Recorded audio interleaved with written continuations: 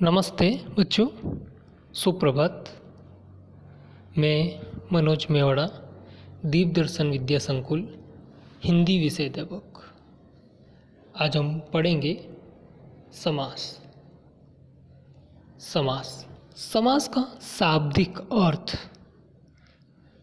संक्षिप्तीकरण अर्थात लघुकरण या छोटा रूप। दो या दो से अधिक शब्दों से मिलकर के जो बड़ा बना हुआ है उसका लघुकरण करना, छोटा करना, संक्षिप्तीकरण करना समास कहलाता है। अब इसकी परिभाषा की बात करते हैं हम, तो दो या दो से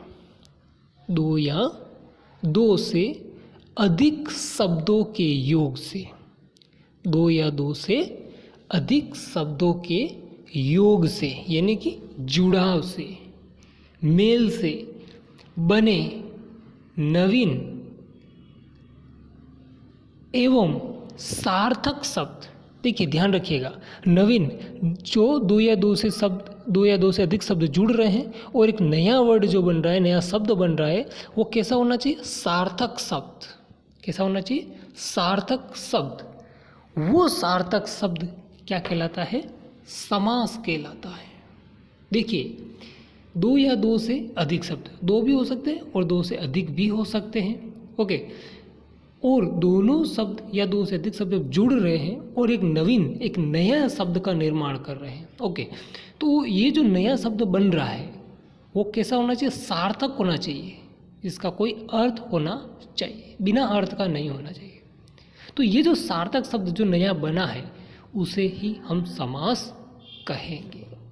देखिए, उदाहरण दे रखा है, रसोई के लिए घर। अब देखिए, ये पूरा वाक्य है, रसोई के लिए घर, ये पूरा एक वाक्य है।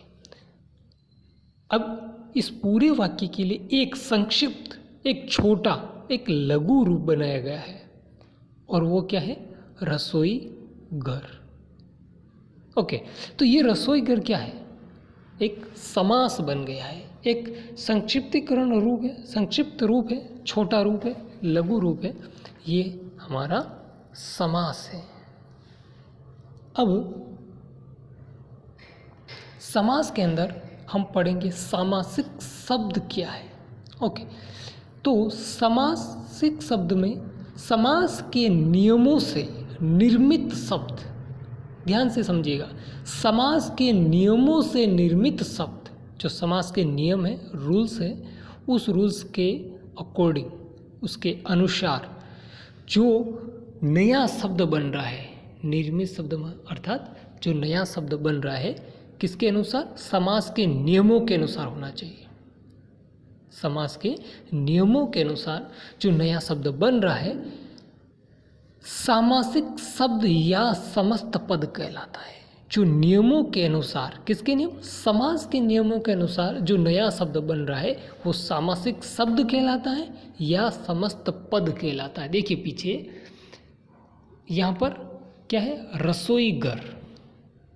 अब देखिए, समास के नियमों के अनुसार ये शब्द नया बना है, रसोई घर। तो ये रसोई घर क्या है? एक सामासिक शब्द है या सामासिक पद है। वापस आ जाइए। अब देखिए आगे, इसमें परसर्ग। परसर्ग का मतलब क्या होता है? ब्रैकेट में दे रखा है, कोष्ठक में दिया हुआ है, विभक्तियों के चिन्ह। जो विभक्ति है उसके जो चिन्ह है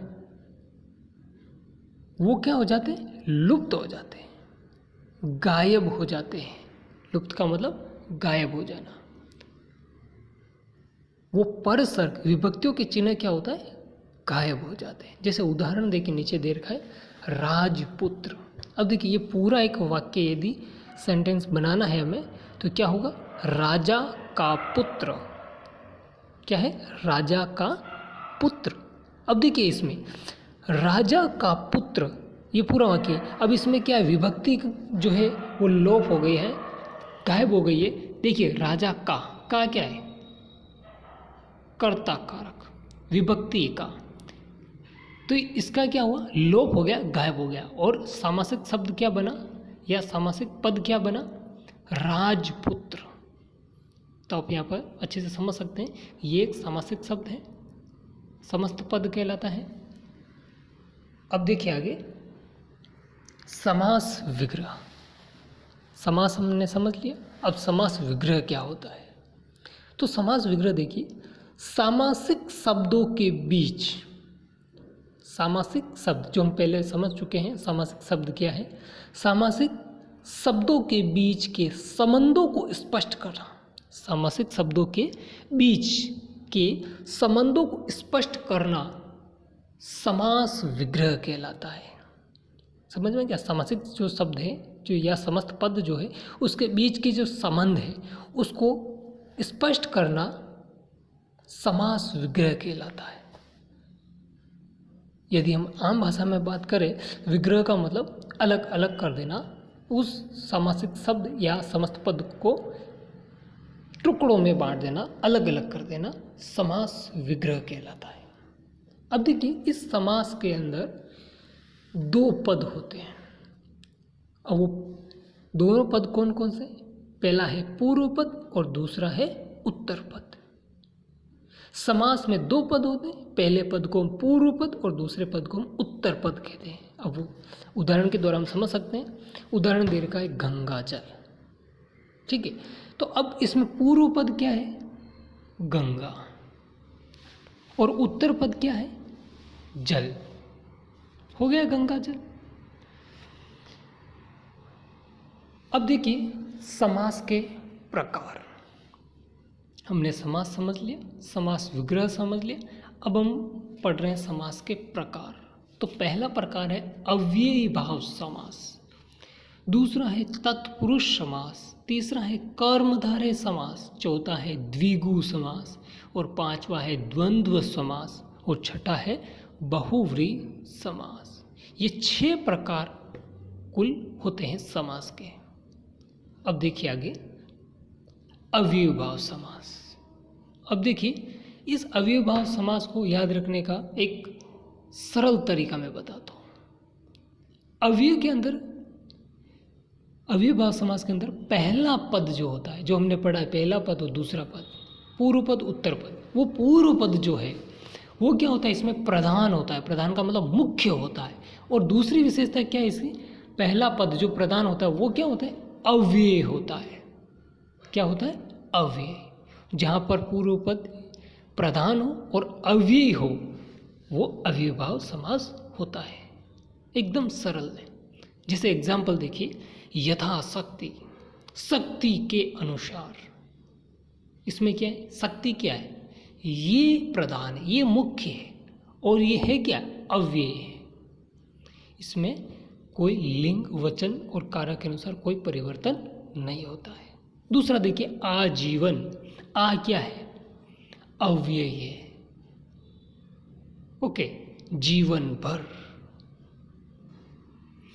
दूसरा है तत्पुरुष समास। अब देखिए जिस समास का उत्तर पद प्रधान हो, देखिए अव्ययीभाव में पहला पद प्रधान था, यहाँ पर उत्तर पद प्रधान है और पूर्व पद गौण है, और पहला पद क्या है, गौण है, उसे हम तत्पुरुष समास कहते हैं। जैसे उदाहरण देख लीजिए, तुलसीदास कृत, तुलसी द्वारा कृत, यानी कि तुलसीदास जी के द्वारा रचित, तुलसीदास कृत, इसमें उत्तर पद प्रधान है। आगे देखिए नेक्स्ट। अब देखिए विभक्तियों के अनुसार तत्पुरुष समास के 6 भेद होते हैं। ये हम तत्पुरुष समास पढ़ेंगे तब इसके बारे में चर्चा करेंगे। अब हम पढ़ रहे हैं तीसरा, कर्मधारय समास। जिस समास में उत्तर पद प्रधान हो और पूर्व पद व उत्तर पद में विशेषण विशेष से हो। देखिए उत्तर पद प्रधान होना चाहिए और पूर्व पद व उत्तर पद में क्या होना चाहिए, विशेषण और विशेष से होना चाहिए, या उपमेय उपमान होना चाहिए, बीच में संबंध होना चाहिए, उपमेय उपमान में रिलेशन होना चाहिए, वहाँ पर कर्मधारय समास होता है। जैसे उदाहरण देख लीजिए, चंद्रमुख, चंद्र जैसा मुख। अब देखिए यहाँ पर कर्मधारय समास, चंद्र और मुख में क्या है, विशेषण और विशेष से। विशेषण क्या है, चंद्र, मुंह है, जो मुख है वो कैसा है, चंद्रमा के समान है। तो विशेषण क्या है? चंद्र, और विशेष्य क्या है? मुख। तो विशेषण विशेष्य आ गया, उपमेय उपमान आ गया, तो यहाँ पर कर्मधारय समास है। कमल नयन, कमल के समान नयन, कमल क्या है? विशेषण। नयन क्या है? विशेष। कर्मधारय समास। चौथा है द्विगु समास। अब देखिए द्विगु समास बहुत ही सरल है। जिस समास के अंदर पहला पद संख्यावाची हो, चाहे संख्या हो, वो द्विगु समास। अब देखिए एग्जाम्पल देख लेते हैं। नवग्रह, 9 ग्रहों का समूह, पहला पद क्या है? 9, संख्यावाची है। दोपहर, 2 पहरों का समाहार, 2 क्या है? संख्या है, द्विगु समास। नेक्स्ट है द्वंद्व समास। जिस समास में दोनों पद प्रधान हो तथा विग्रह करने पर और अथवा लगता हो, वह द्वंद्व समास होता है। देखिए यहाँ पर दोनों पद प्रधान, दोनों पद मुख्य है, दोनों का जो वैल्यू है या वेट है वो समान है, दोनों मुख्य प्रधान है, और दोनों को जब हम अलग अलग करते हैं तो बीच में और अथवा का प्रयोग होता हो, वो द्वंद्व समास है। दोनों समास, दोनों पद समान है। अब देखिए एग्जाम्पल, पाप पुण्य, पाप और पुण्य दोनों बराबर है। अन्न जल, अन्न और जल, दाल बाटी, दाल और बाटी। ओके, दोनों पद क्या है? प्रधान है। दोनों की इंपॉर्टेंस, महत्व बराबर समान है, और बीच में क्या लग रहा है? और लग रहा है। तो यहां पर कौन सा समास होगा? द्वंद्व समास। अब देखिए बहुव्रीहि समास।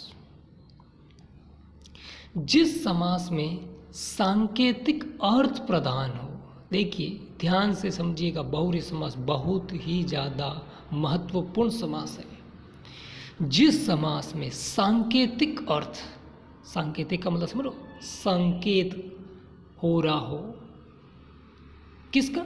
अर्थ का, और जो अर्थ का संकेत हो रहा है वो प्रधान हो, मुख्य हो, महत्वपूर्ण हो, अर्थात अन्य अर्थ निकलता हो, समझे? अन्य अर्थ निकलता हो, बहुव्रीहि समास कहलाता है। समझ में आ गया?